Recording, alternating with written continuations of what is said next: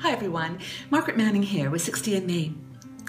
I would like you to grab a coffee or a cup of tea and just sit down with me for a minute and talk about something that was very important in my childhood and maybe it was in yours as well, and that's music.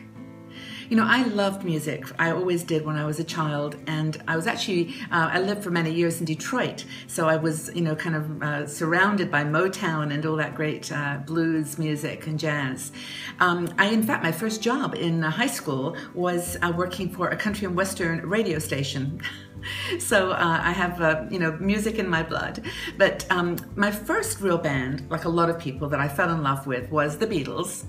And a side story, when I was 15, they came to Detroit, and my girlfriend, Mary, her dad worked for the Windsor Star, and he got us some tickets to the press conference. So can you imagine, I was 15 years old, and I got to meet the Beatles in person, and I even shook Paul McCartney's hand, and I never washed my hand for like weeks. It was incredible. But it was a really fun experience, and that was my first concert.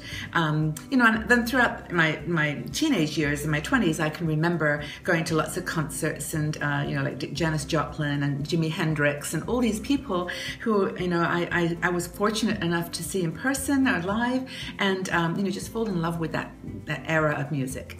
So I would say the Beatles, though, was my first band and probably the first record that I bought. So, question for you is, what was the record that you first bought? What was your first record? And tell me maybe what you were doing, where you were, and why that music was so significant to you. So leave your comments in the section below. Let's have a little comparison and see whether we have any similar threads, and look forward to hearing your responses. So what was your first record that you purchased?